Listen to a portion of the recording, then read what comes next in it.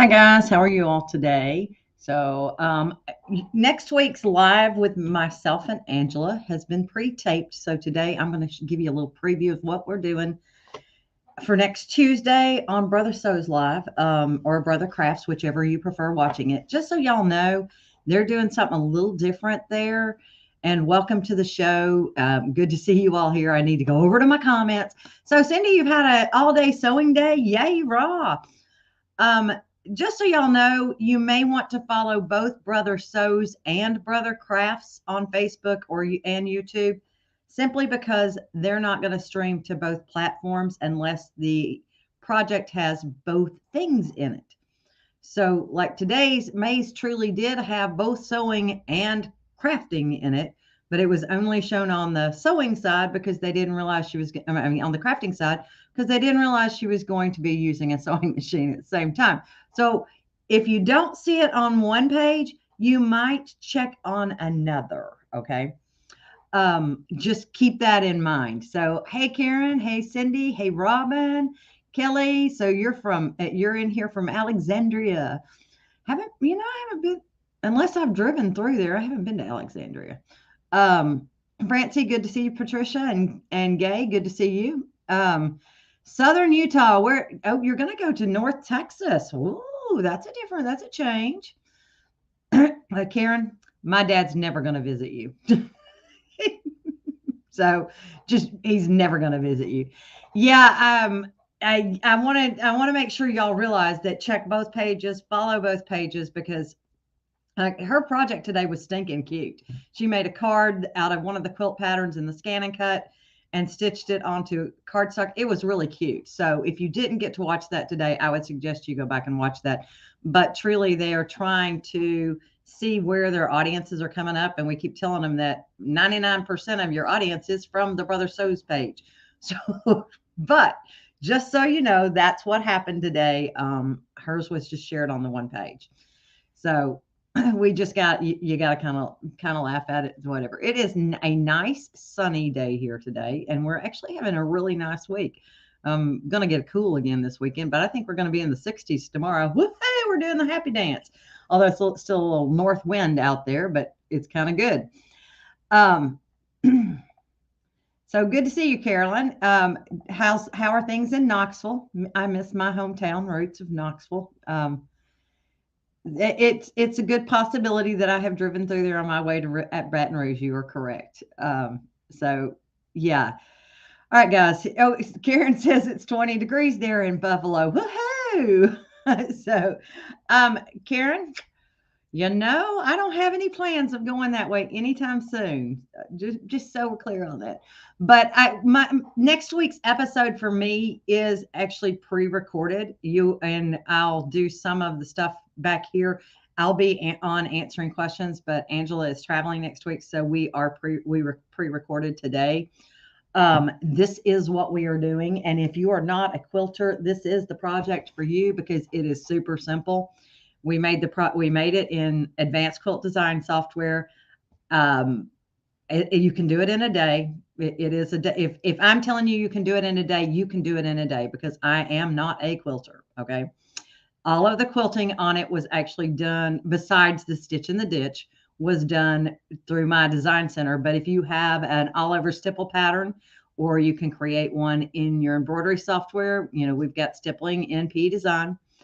You could do that as well. Just make you a little 5.5-inch block of stippling without an outline, and you could do that. But I did it in my design center, so y'all can see there's my stippling. It's a little dark, but if you look down, which corner is this? So we have a little micro stippling in there. The micro stippling is down on this. Where is this? This piece right here, the dark green, which is hard to see in my lighting today. For some reason, my lighting has gotten weird today. So, it is a lot. There's a lot in that little lesson. We do advanced quilt design software. We did the Scan and Cut machine, and we did sewing. So, and quilting I used my quilt sash, my magnetic sash frame, and quilted it in the hoop. So it is done in a day. So I think you all will enjoy that one. I've kind of given you a few teasers along the way. And as I said, I'll probably do advanced quilt design software next week on my show here, just to kind of tie things together a little bit. Patricia, if you look in the very back of your book, there is a sticker that tells you how to join it. The group's name is Lettering So Easy. Be sure to, and it's only for the PE design, for the BES book. Make sure that you tell where you bought the book, that you answer all of those questions, and you agree to the terms. Otherwise, I don't. I just kind of say, oops, sorry. Because I don't have time to go back and check my database, and I'll be honest, I don't remember who I bought what week. I'm lucky sometimes to remember what day it is. Today's Tuesday. Woohoo! So, oh, Judy, I bet you are having some withdrawals. I hate it when my babies have to go to the shop to get fixed. That's no fun to be missing that. So the quilt that I just showed you will be done next Tuesday on Brother Sew's. It'll be on both channels. Should be on both channels, because both the crafts and the sewing page, because we used both crafts and sewing. So it should be on both of them. Yeah, Patricia, that is one that I was testing this whole Facebook group thing, seeing how it went, whether I wanted to do it or not. So I did it as part of that group. So oh,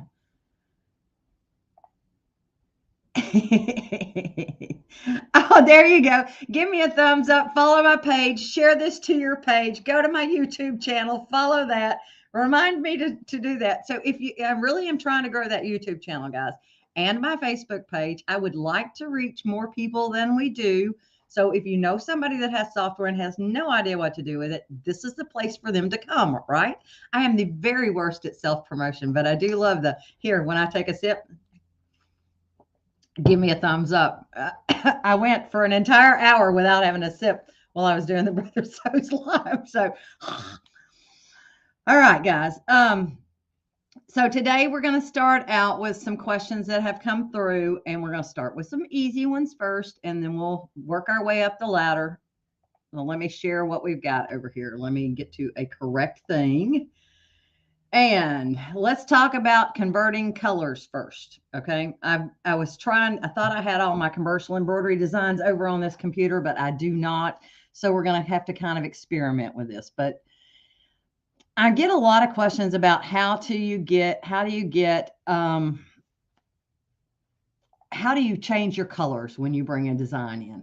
How does that work? How do you get it to hold the color palette? Well, y'all know, if you know me, you know I'm not a color 101 kind of girl. It doesn't matter to me, truly. I don't care. But I pick the color that I think is going to go with the project on that page. But I understand that some people are color 101 kind of people. So I'm looking for, here we go. There we go. So I'm looking for a design that is not colored in Brother colors. So let me see if this one is colored in Brother colors or not. This one is in Brother colors. So hold on. Let me go to someplace else that might have used something else. Usually I have one on here that might be somewhere.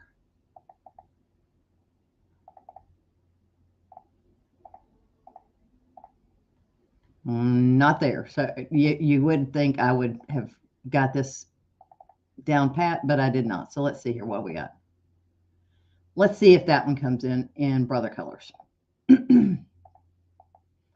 Yep.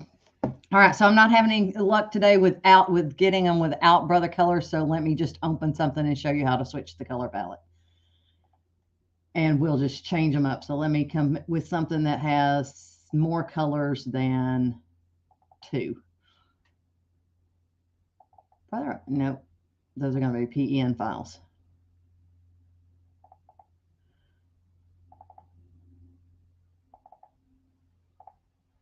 Okay, here we go. This one may come in the wrong color. Nope, still Brother colors. Okay, so if it comes in a different thread palette than what you want, and I'm going to show you how to get rid of that stitch right there too. Here, while we're in here, we'll take care of that. But how do I change it? In PE Design, Brother has a new tool. And if you look right here, this select color palette, That little button right there is your magic button. When you do that, you can choose what color palette you want it to be converted to. So if you say Isacord polyester and click OK, it will have automatically converted those threads to the Isacord polyester thread chart. So I'm going to save this one. We're going to go back and save this. We're going to do a save as,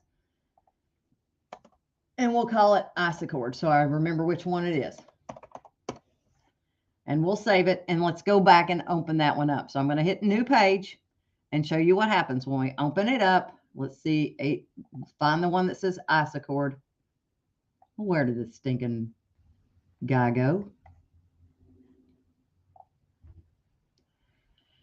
Recents. There it is. We'll open that one up. So when I click on it now, you should see Isacord polyester. It has converted it to Isacord polyester. Debbie, it must be your computer because I have full service and I don't know what to tell you. Try it on YouTube instead of Facebook and see what happens. Let's zoom in here though. So that little string going across there will actually drop that stitch. And it's because it's tied to this black part right here. How can I get rid of that without doing anything exotic? Go to the select tool and click on the select point tool. You see that little edit point right there? Select that and press delete on your keyboard. It drops down to the next edit node. That's going to actually drop a stitch there. So go ahead and press delete again. And now that little stitch is gone. You have not altered your design in any manner, but you won't get that little nasty stitch jumping across there. Okay. So that is how you make that one work. How do you change colors in BES4? So let's bring that same design in. Let me see where I saved it this time. So let's come back over here and look. I swear I thought I saved it in the same folder, but nope, customer help files. That could be why. All right. So at least I know where it is now. Let's go to the BES software program. This is BES Blue and it is BES4. Either one of these will do this. You go to your View tab and you click on your Preferences icon. Where it says down here, Color Match on Loading, I want you to select that and click OK. Now, when you come up here and you click on the thread palette, let's say we want it to go to the Floriani thread palette today. All right, I've got my Floriani thread palette selected.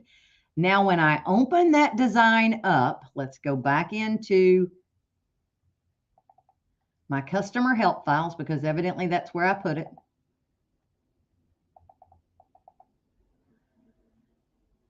And it was HB something. There it is. So when I open this one up, I didn't save it with the stitch drop, just so we're clear on that. Oh, you know what? I got to save it as a, hold on. File, save as. I got to save it in a different version. Forgot that. And we're going to replace it. That's fine. Click OK. So now let's come back over to BES because I can't open that one there. So let's do open and let's find that HB file wherever it went. There it is. And now it's dropped the stitch because I resaved it. Okay. Notice it changed those colors to Floriani and it was Isacord just a second ago. So that's how you change it in BES4. You open it up with the thread palette that you want it converted to with color match on loading selected. Okay. Now, so the other question was, how do I add notes to things? And you can do it in any program, but you can't do it in Canvas Workspace. You can do it in BES or P Design or BES Blue. So BES4, BES Blue, or P Design, you can add notes. It's done differently in the BES programs, but both BES programs do it the same way. P Design, it's done in a different location. So let's go look at that. So how do I add a note to this one? I'm going to come up here to the top. There's this little button called Add Notes.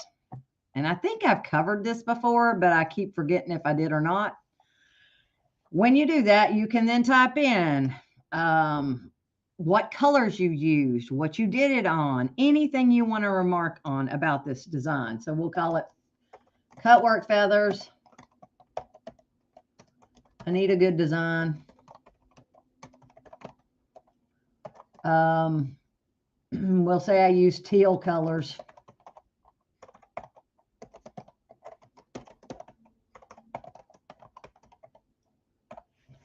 When I click OK, you're going to see a note here. So let me cancel that. And we're going to click our select tool there and drag that over.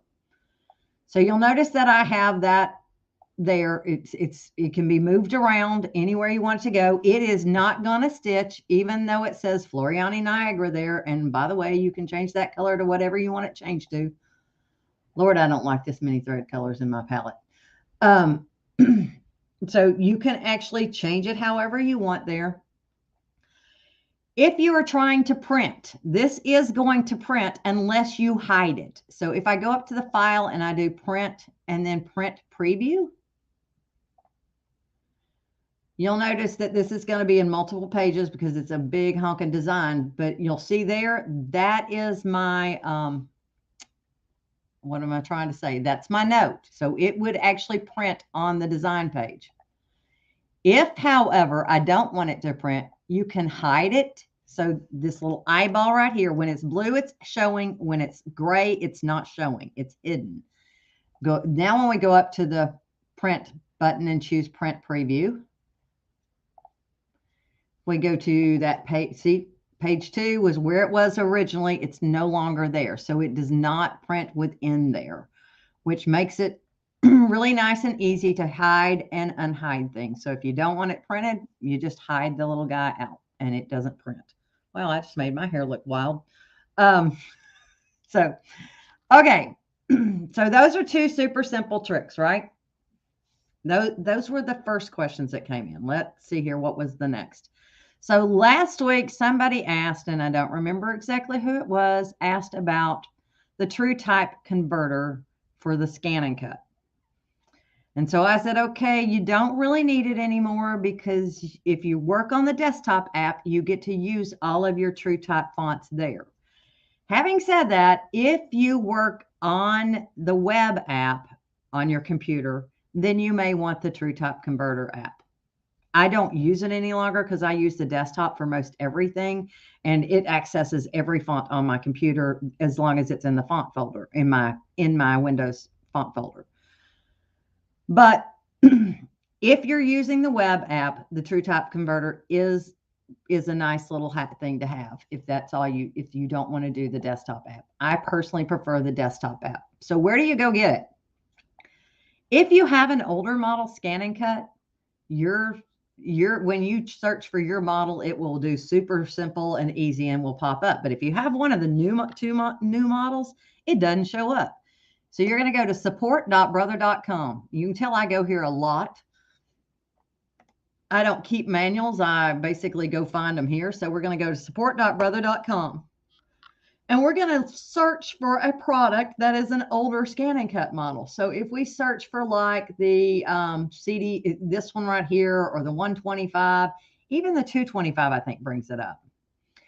When you go to downloads, it will show, we're going to tell it automatically detects what kind of a operating system you're on. But if you look right here, this is the scan and cut type converter.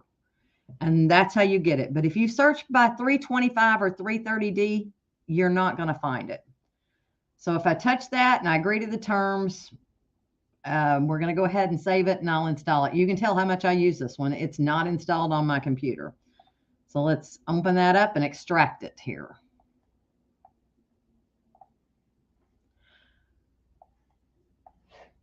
And I'm going to leave it right in my downloads folder because I don't really care. And let's open it up. So what does that actually do? It allows you to access all of the files that you have on your computer. So all of the font files that you have on your computer. So let's say we want to do Onyx and we're going to type in Cindy. Oh, I don't like Onyx. Let's try something a little bit. Oops. I want to see something that I can actually see what I typed. You can choose whatever size you want it to do. When you touch preview, there's your preview. And that's your cut file. Close it, save it, and it's going to save you an FCM file of that automatically. So you're still having to use your computer because you're doing the TrueType font here. then you could take it into your Canvas workspace online. I'll be perfectly honest with you when I sit here and tell you, use your desktop version when you're trying to go fonts, because you can use it on either the PC or on an Apple computer, either one, and you don't have to go open an extra program to do it. But if you want to, there's where you go. Okay. Other questions? I mean, y'all can still pop in. All right. So I did notes. So let's talk about. So truly, I don't think you need that TrueType font converter, but if you want to, and I believe it may have been Edna that asked that question. But if you want to, you can do it. It's just an extra step that I don't think you need to do. But at one time, that was the only way we could use TrueType fonts on our computer. So it made sense to do it at that point. All right, so let's talk about thumbnails. If you have P Design 11 or 10, when you install that program, your computer actually was given information on how to convert those embroidery designs into thumbnails if they're PES files or PENs or PHCs, okay? So how do you get to view those? Let's go look and see. You can see I've got my list here, sorry. Let me open my File Explorer. Wrong button. So here we go. You're on the wrong side. There we go. Okay. So the key to this is, let's go into this program right here. And let's look at these. So if I touch the View tab and I touch either medium, large, or extra large, then I can see the PES files on my computer. The other files you're not going to get to view. So if they are in your file format in PES, when you installed P Design, this automatically is there. The deal is that most of us see this, right? The details or a list view or small icons.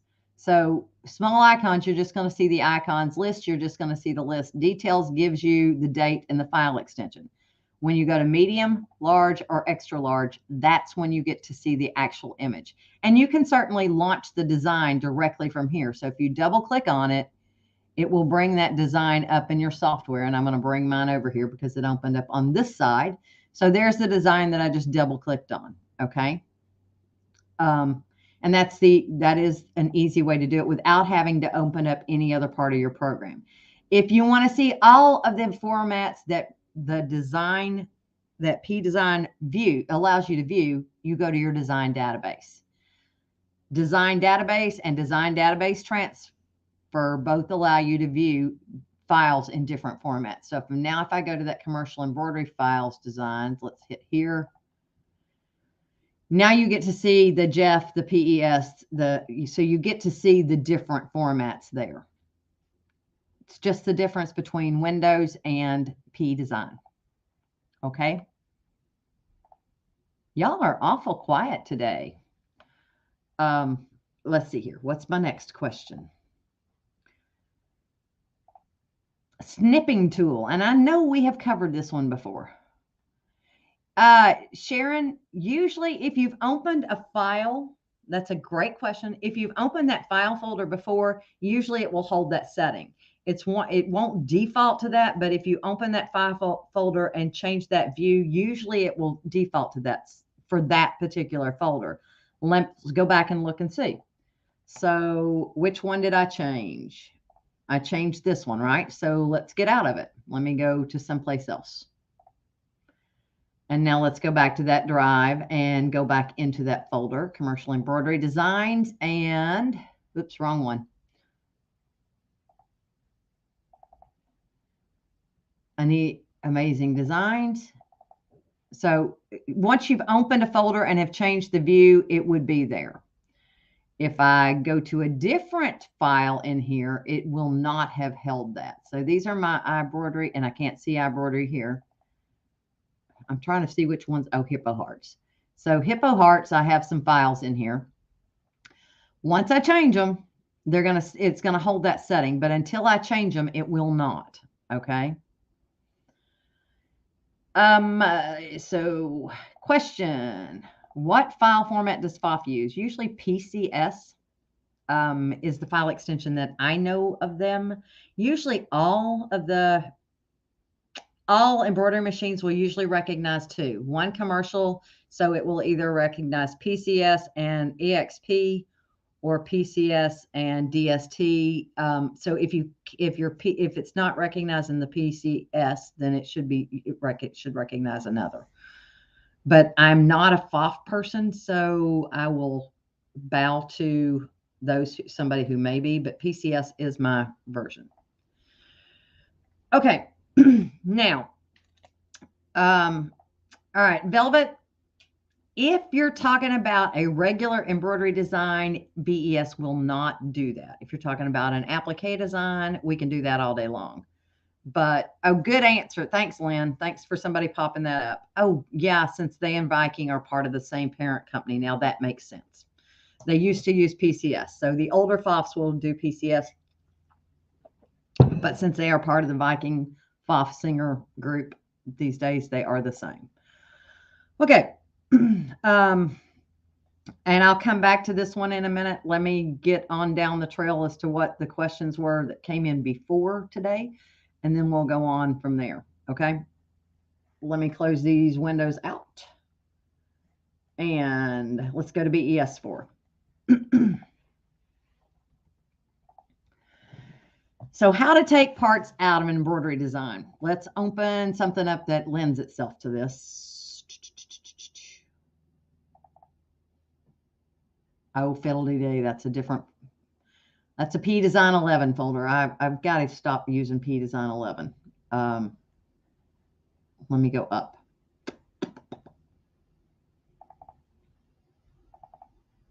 All right, so here's a cookie recipe, okay? A PHC file is the file format from a Brother embroidery machine. So the Dream, the Essence, the Quattros, and on down, those are PHC files. The Stellaire, the new Ton Needle, and the Luminaire are all PHX. So those are the file formats that come off of the embroidery machine itself. So if a file was saved in the BHC format, that came off a Brother embroidery machine. All right, so if I want it, the design has to lend itself to this, guys. Otherwise, it's not going to work too well for you. But let's say I wanted to get rid of the chocolate chips in my cookies here. In your sequence view window, you can get rid of those chocolate chips. Okay, just select them and press delete on the keyboard. I'm going to undo that one because I don't think we want a holy cookie. But let's say we wanted to get rid of the Cindy's Heavenly Moist Chocolate Chip Cookies and put our own name on this. If it lends itself to having a different piece in the sequence view window, you can simply select it and press delete and then put your own on the top. If it's got multiple parts to it, say this one is in stitches, so it's not really going to do a whole lot to it. So you're not going to be able to divide that one up. But if it's a built-in design here, you can do a lot with this. So let's do new page. If it's a built-in, you can do tons with this. So let's say I grabbed something from my borders. So this one is really a good example of how you can do something. Let's say I need an octopus. If I go over to my sequence view, you can see the two pieces of the octopus. We don't have to delete them, but if you wanted to get rid of them, you could certainly get rid of them. But I can simply copy it. So you can right mouse and choose copy, or Control C on your keyboard, or click the copy button up here. Any of those will work. Hit new page and then paste it. And you now have that design ready to use however you want to. Okay. So, but if you wanted, let's say we wanted to get rid of the shell and we wanted to put another octopus there, you look in your sequence view window to see what's there, select them with the Control key held down and press delete. So now that's gone. And let's come and grab this again and let's right mouse click on it and copy it. Then we can paste it and move it where you want it to go. So it's selected, the copied piece, the pasted piece is selected. There we go. So now we've got two octopi in there instead of one octopus. And you can customize that as if it's a built-in design, you can tend to basically manipulate it all you want there. Okay. Now let's go over to P Design. Y'all know me and splitting things out here. So let's go look at what we can do in P Design. Let's open that same cookie recipe.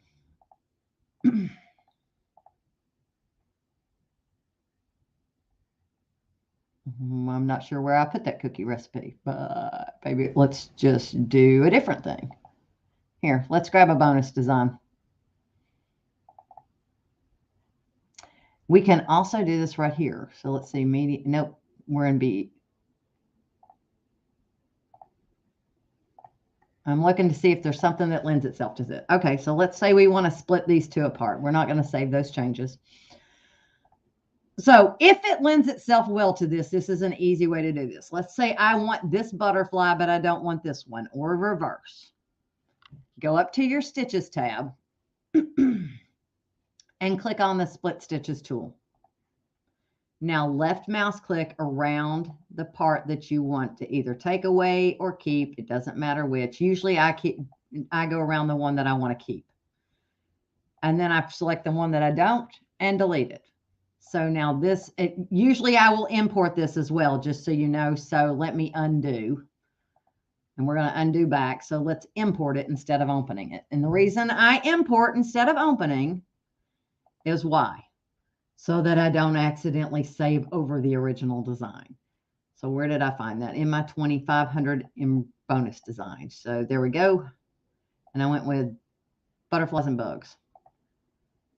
So those are going to pop up here in my screen, and let's grab those same butterflies. Stitches, split stitches, snip around I usually do what I want to keep. And I'm going to do something more complicated here in a minute. Double click at the end. And now you can get rid of anything else besides the design that you're planning on using. By the way, let's look and see what color this is. Brother Enhanced. Okay. There is no way to change the default color palette. Usually it's either Brother Embroidery or Brother Enhanced. So if it doesn't know, it's going to plop in like that. But I just don't think I have any designs that are digitized in a different color palette, which is unusual here. Now, if it's attached to something else, let's go back to our import menu and let's go to the design library and let's choose Floral 2. This is one that everybody has access to. So I'm kind of giving you something that you can actually play with on your own. This butterfly, this design card 47 PES is the perfect one to do this with. And y'all are going to ask me, how do I get the rest of that flower in there? And I'm going to sit here and tell you, you can't get the rest of that flower in there unless you want to digitize it yourself, which you could certainly do, but this is an awful complex flower to try to do that. Now, what I tell my students when I'm in a class is that this butterfly out here by itself is great. Oh, shoot, Edna, sorry, I forgot that. I'll go back and do that in a minute. This butterfly hanging out here by itself is great, but this one over here on the left, act like this one doesn't exist on the right. This is the only butterfly in here because it's the must butterfly for my project because it's attached to other things. So imagine that this one's not here. The one on the right's not here. The one on the left we must have. Go to your Split Stitches tool and make sure you left mouse click and surround the entire butterfly. I don't care if you get flower in it because we're not worried about the flower. We need the butterfly. Double click when you're around it and then click on the big flower down here and press delete to get rid of everything else. This, I imported it just so you know. So now we're going to select that piece of the design and I'm going to show you what happens when I do this next little part. Select tool, select point tool. It looks like a mess, right? Especially if you're zoomed way out. It looks like a big old black blob, and that's not what you want to see. Go to Zoom and choose Selected Object Zoom. Okay. Now, these are the colors in your sequence. And yes, I could divide by colors and then delete them, but that divides my design up, and I don't want it to divide my design up. So what am I going to do? Select point is when you press the tab key the first time, it goes to the first color segment in the order. If it's something that you don't want, you press delete on your keyboard and it's gone. Press tab again It will pick up the second color in the design sequence. If it's something that you don't want, press delete again. If you happen to hit it too many times and go to a section that you didn't mean to do, tab till you get to that piece again. So I need to get rid of that little line right there. Tab, delete.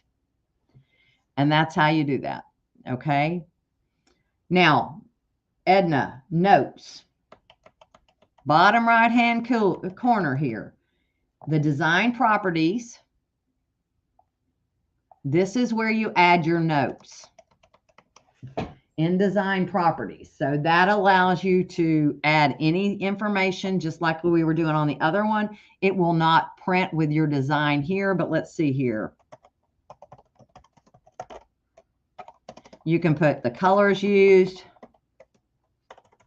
If you can type, you can put who you did it for, when you did it, what shirts you used. Any information that you want to remember is a searchable item on here as well, just so you know. I know I've done this in a previous show, but I don't remember which show that was. That's why I'm trying to get better at identifying what we do in here. We'll call this bugs or flying animals, flying critters. Whatever you want to put. And this is a brother design. So anything you want to put in there, and you can put in keywords there as well. Click OK. And when you go and save this, we're going to do File, Save As, and we're going to save this as butterfly because I don't want to save it over whatever I had on my screen before. Now, when you go into your design database, actually, let's go up to our print settings. If we go up here to the application button and you choose design property, you will see that information right there. Let's see if it shows up in our print settings here. I don't think it does, but we can look and see. Print preview. There's the design. There's that. So no, it does not show up here. But if you want to know where it is, go up to the options pull down menu and choose design database. So if you need a printout of it, you can do it in your design database. Where did I save that one to? Customer help files, I'm guessing.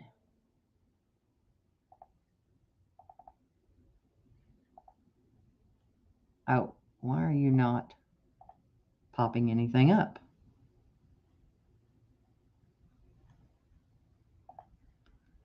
Let's see where I saved it. File, save as, customer help files. Oh, do I have two of those over there? Yep, there we go. Okay, so here it is. If I want to print out of that with the properties, I can look at properties here in the design database as well. That last little icon on the screen there is the design properties. You can go up to the file pull down menu, print preview. There you go. If you want to make sure that it's going to show it with that, you go to print and print setup. This is where you choose 1 design per page, 4 per page, 12 per page, or template style. In order to see that information, you have to choose the template style. Okay? And that's how you would print that out. So let's see here. Let me see here.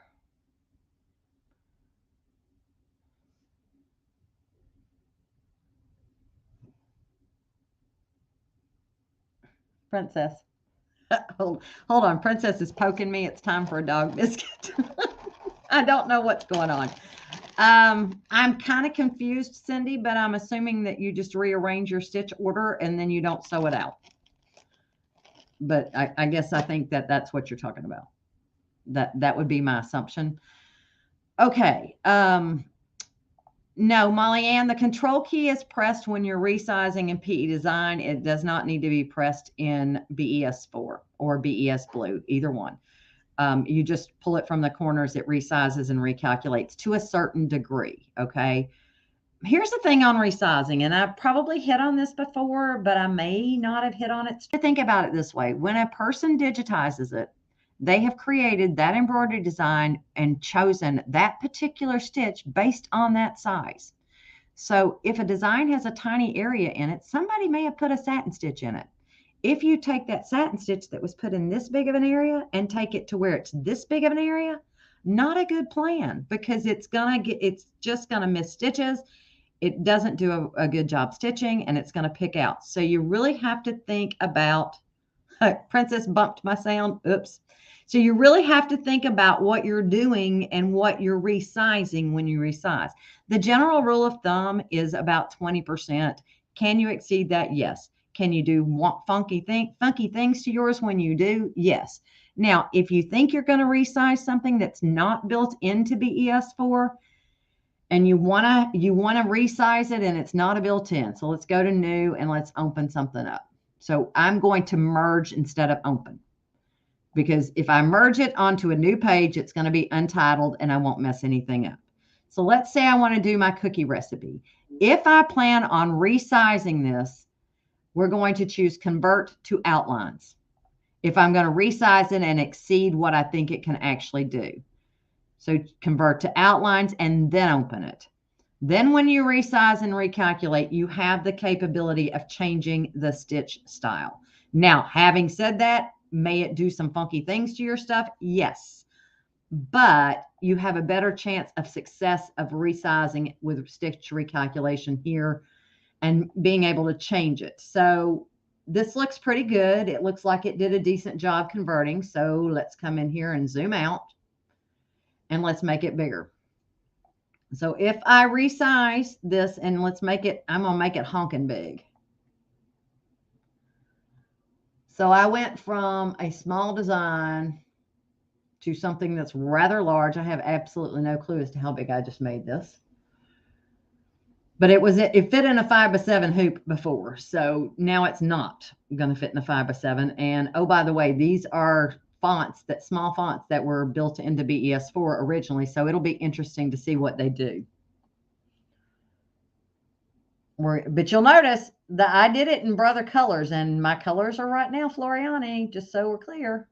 So it's telling me I've created satin stitch segments whose width exceeds the recommended stitch length. And let's go look and see what happened here. So I've got some funky stuff going on in my cookie.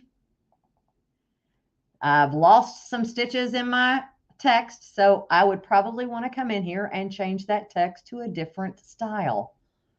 I might choose random or smooth because they don't look like they are as much of a problem as the others would be, but my small text is no longer going to be clear and concise because I've changed that format, okay? So just kind of keep that in mind. Every design has its limitations, and it's going to take it a while to think about that and do it. Every design has its limitations, and sometimes you can fix it and sometimes you can't, okay? All right. Let's see here. I have no idea, Cindy, what happened to the sound. Maybe I hit my USB thing, my USB camera. But it does not, yeah, it truly did not like me doing I just went too far with this design. So if you look at it, I've obviously gone way too far with this design, and that text looks terrible. It would not be a good option for that. But it gives you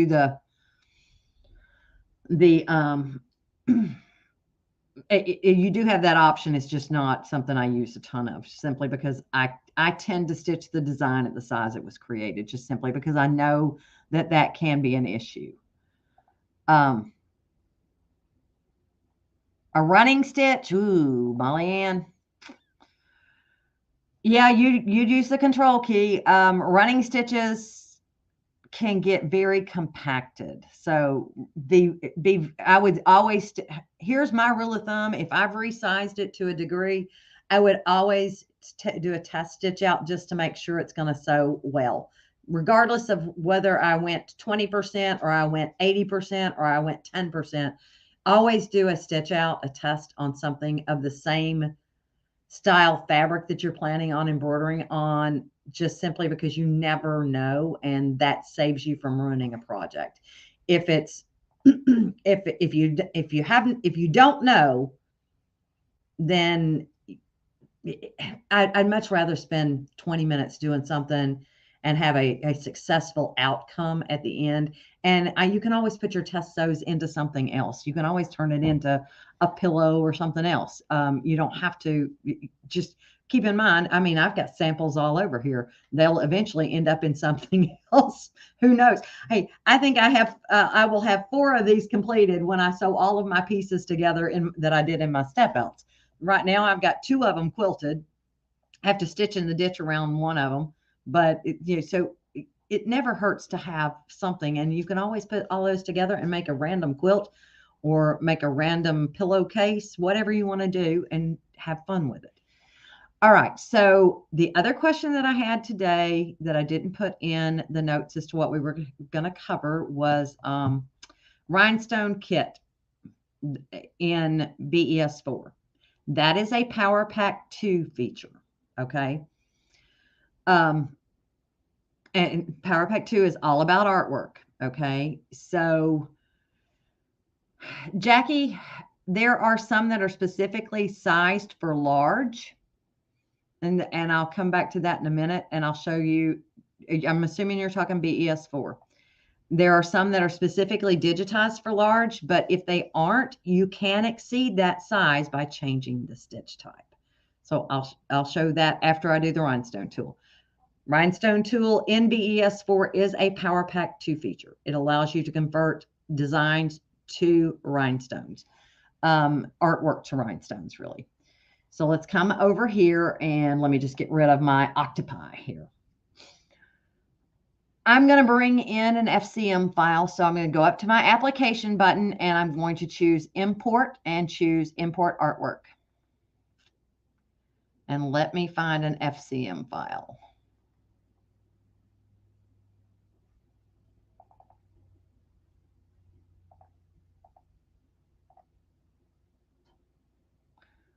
What do I want to use? Let's do that one.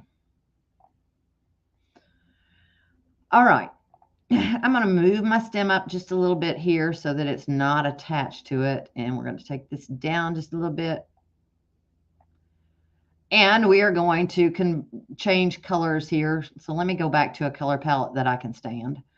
I am one of those people that don't like multiple colors on my, don't like tons of colors to scroll through. That's why I say I'm not a color 101 kind of girl. I pick a color that's going to suit me and deal with it. So the Brother 64 thread palette works perfectly for me because I only have to scroll twice through the thread palette in order to find a random color that I need. I've not done one with an open shape so far. So let's go to our Tools tab and see what happens. If you look here, there's a convert tool. There's a convert to rhinestone as an outline and a convert to rhinestone as a fill. And this is when Power Pack 2 is added. So if I choose rhinestone outline, you get to choose what stone size you want it to be. So let's say I want it to be 10 SSs. Click OK, and it's automatically converted that outline into a rhinestone design. Oh, I kind of like that. That looks like fun. But let's say I want a fill on my whatever you want to call that is, the leaf of it. So let's go convert and let's choose fill to this one.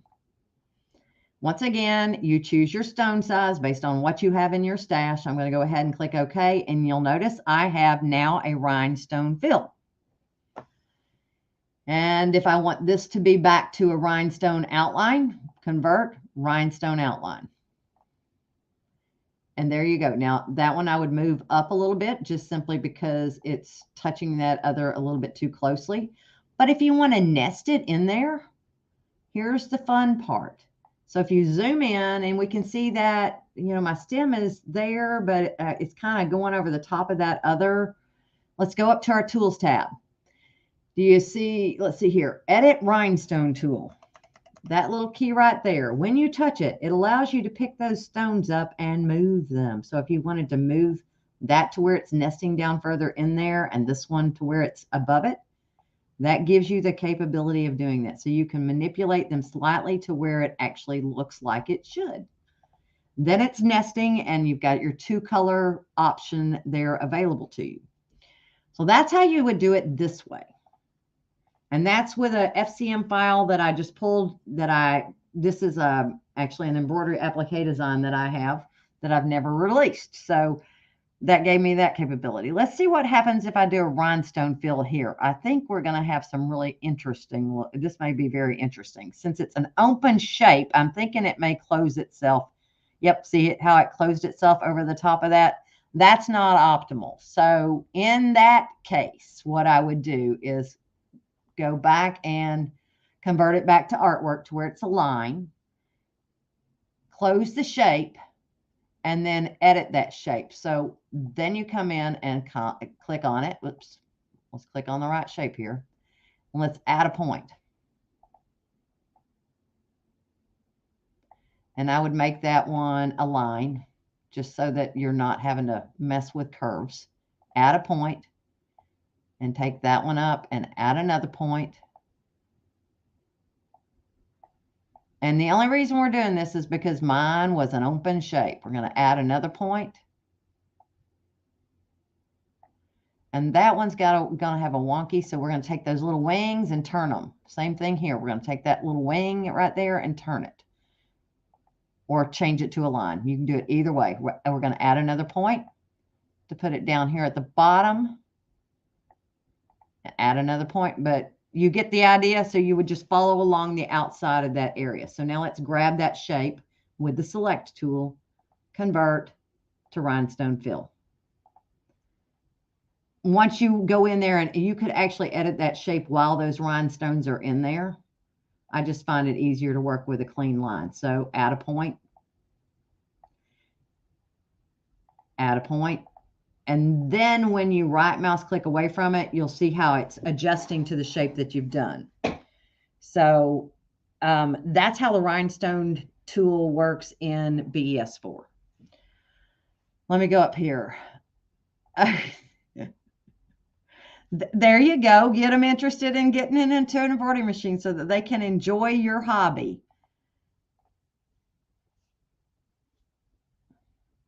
Karen, there's not really a way. Not unless you made yourself a note of some sort in that. I mean, you can always type text in a Canvas workspace file and just not cut it, just hide it when you're planning on cutting. So I didn't cover that, but hold on. Let me go back over to Canvas workspace. Do I have it open? I actually do today because I was doing it with Stream. Oops, no, wrong button. Wrong thing to pull over there. Let me find, there it is. Okay. So let me just do File New. And let's say I did text. And I put that text on a circle, which is where things go wonky on us. So let's say we put it on this circle. Our text is Antique Oakland. So if you want to make a note of to what you put it in, come in here and type in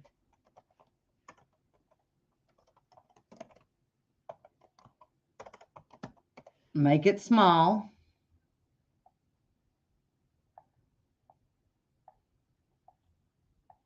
And now let's put this on our circle. So we're going to come down. I went to my edit menu here, and we're going to basically fit that to path. And then we can move it. So let's see here. We want it to be center. Let's try it to the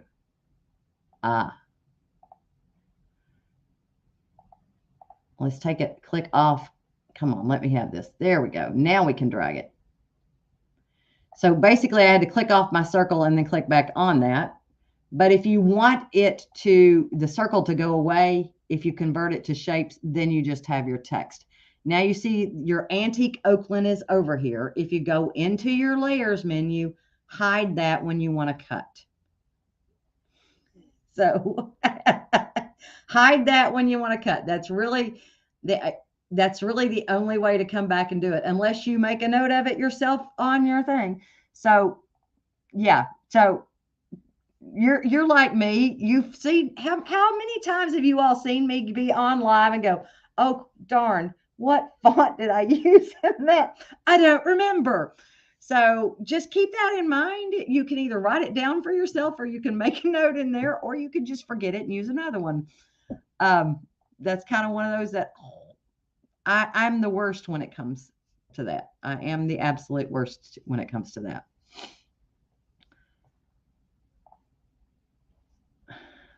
No. Um, there's nope. There's not something that I can put over the top of it. If I put an overlay on it, you're going to lose part of your screen, and I'm going to have to switch the overlay in between. We will not be able to do that. I would love if I can think of a way to make it appear seamless, I will do it. But off the top of my head, I cannot think of a way to make it appear seamless. So there, I'll try, Cindy. I'll try, but I will not swear to that. Okay. Um, and that's because I'm answering questions on the fly, guys. So there are things that when I know I'm going to do it, then I'll go in and talk you through it. But when I don't know I'm going to do it, I basically do it on the fly. And there's no way to weld something to each of the screens for you to know. If you look at the top of them, that's the one thing I'll say. If you look at the top of my screen on every program that I use, at the very top of it, it will tell you what program it is. So if I'm in PE Design, you'll see, Canvas Workspace, you see right there, Canvas Workspace. If I'm in PE Design, and the layout of them looks different too, guys. PE Design, you'll see the flower over on the left-hand side, and that's it. You're going to see the flower. BES, you're going to see the B at the top right-hand side, so top left-hand side.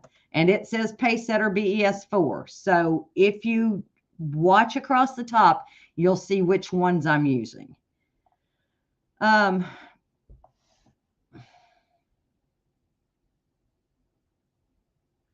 Molly Ann, which program are you using? BES? So let me go back and answer Jackie's question about font size. And Jackie, are we talking BES 4? I'm assuming we are.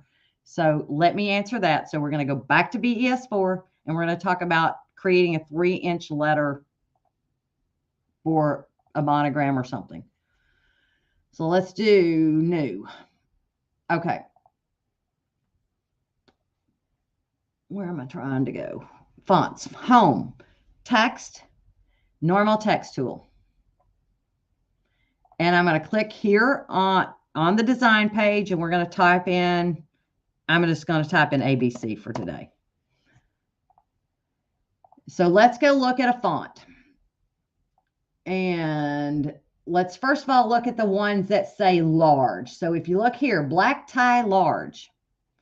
When you click on the question mark here, it brings up the characters and how big and how small you can make that in that particular font in a satin stitch. So this one can go up to 5 inches.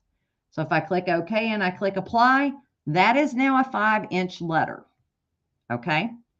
We also have charmed large. These are ones that you can do without having to change anything on them. So if I go down to charmed large, I love charmed large, by the way. These two are specifically digitized for large text. So that one can go up to 4 inches. So if I come here and I say, I want you to go to 4 inches, we'll apply it. There you go. That one automatically, the properties are set for it to where it can go that large. And let's change the color so y'all can see the stitches on that. Now, if I pick a different font, let's say I want that cherubs is the one, it has to be the one, I must have cherubs and it must be 4 inches. You're going to get that little warning. And what that's telling you is that it may drop stitches. This one in particular doesn't look like it did too bad of a job, but there may be some missing spots when you get there. So when you get that little error message, what it's telling you is you need to come down here in your sewing attributes over in the properties window, change it from satin to something else. Any of those patterns will work. Okay. That basically takes away your size restrictions on making it bigger. Making it smaller, you would reduce your densities down.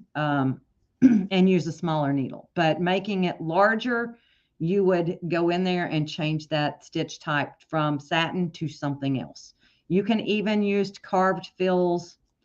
Let's see, what else can we use? If we come over here, instead of carved fills, you can change your standard from standard to a carved, and that gives you all of these carved options that you can use, or you can convert it to an applique. Okay.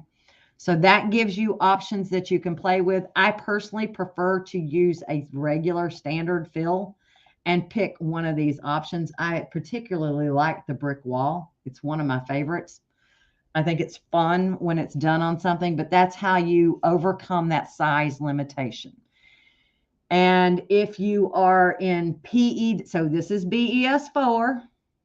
If we go over to PE Design and you wanted to exceed, and now this one doesn't, this does have size on it. Let's do ABC on it again.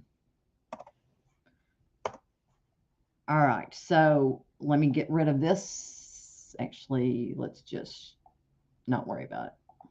We're not going to save this, so let me go to my select tool, delete. So here's my text. If I go up to my text tool, you'll see it tells you can go from, these are the, it gives you lower limitations. So it doesn't give you how big you can make it. It gives you how small you can make it. So let me zoom out on this one, and then let's make this one about 4 inches. So text, and let's change it to 4. Oh, 3.94 is what's going to let me go. So 3.94, because I am at 3.93. Well, you know what, guys? Let's just pull it. And the reason it's giving me that size limitation is because of the hoop size that I'm in. So let's change it from a 4x4 to something larger. Let's go to 10 5/8 by 10 5/8. There we go. Now, it's still not wide enough. So let me go make it even bigger. Let's go to 10 5/8 by 16 and rotate right. All right, so let's see if we can make it to 4 right there. Nope, 3.93.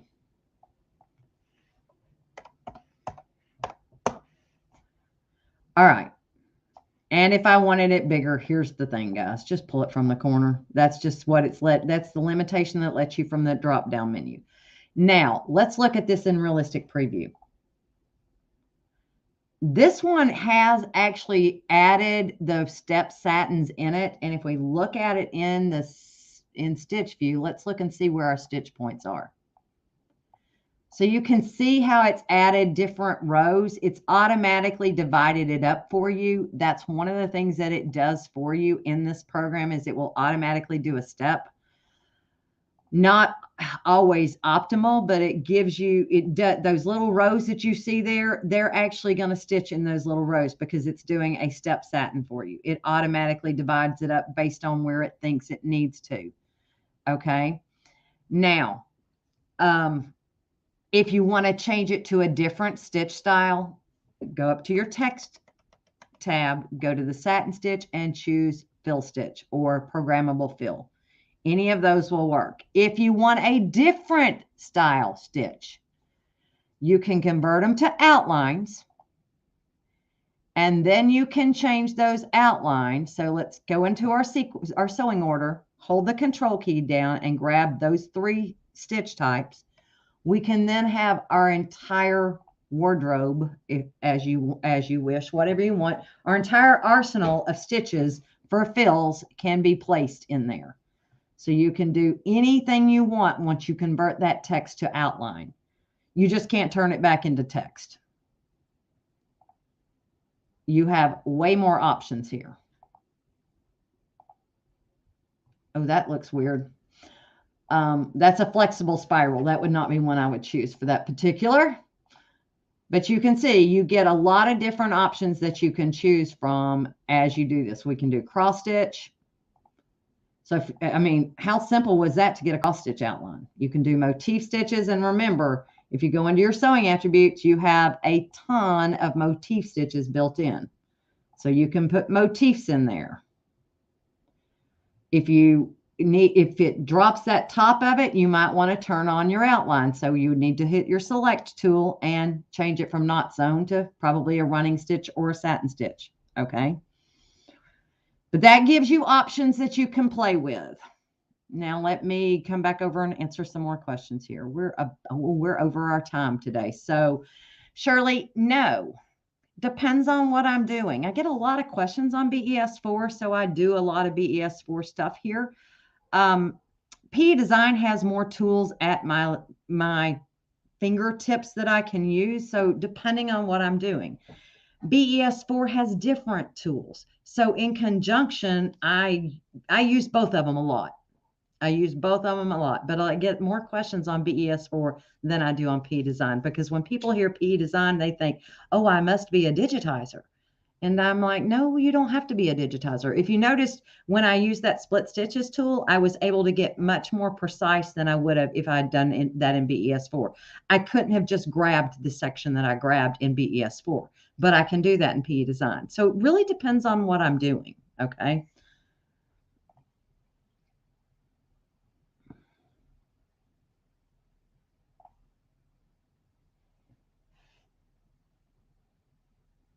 Yeah, they just, I mean, you once you learn the tops of your programs, you can tell what I'm working in.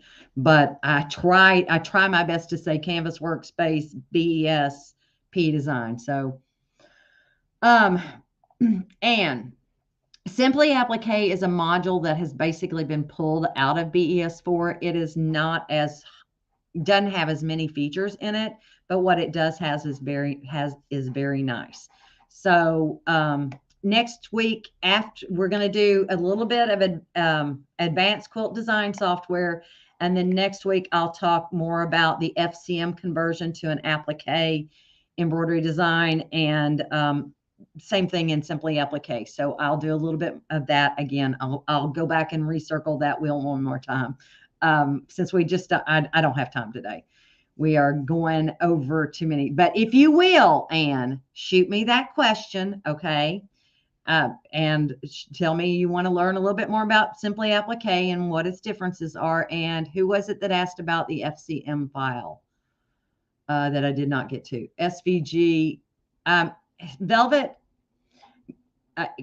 shoot me that question, because I'll add that to next week's list, okay? All right, guys. If there are no other questions, then I'm going to say goodbye for today, because we are over our time, and you all saw Princess come in here saying, it's time for you to pay attention to me, Mom. Or maybe you didn't, but the treats kept her at bay for a little while. We do keep a bag of treats in my office and in my husband's office so that we can actually manage that a little bit. There are tutorials in the manual. If you go up to the help menu, help, online instruction manual, there are tutorials built into that, and it will take you to a web page, okay? And that web page looks like this, and there are basic tutorials in there. So here's tutorial 2, templates. So it walks you through doing that. Okay. So that's where you find those. That's an easy question to answer. So I can answer that one. All right, guys. I will talk to you all next week. I'll see you next week. Be sure and watch the Brother Sews live. If you have questions, hang on to them and I'll answer them. You can actually ask them there, because I'll be answering live, but you can also ask them here as well. So y'all have a great rest of the week. Artwork to stitches. Oh, shoot, Molly Ann, send me what you're talking about. Send me an example of what you're talking about. And do you have any power packs? Because that would be one of the things that I would tell you to do. Oh, and next week we're going to talk about the difference between embroidery file formats and image file formats. That's something that I'm getting a lot of y'all not knowing what the difference between the two is. So we're going to talk about file extensions, that ugly word that nobody knows. So, or that a lot of people know but don't realize what they are. So we're going to talk about what stitches and what is not. Okay. All right. Without further ado, you all have a great rest of the week, and I'll see you next Tuesday. Bye.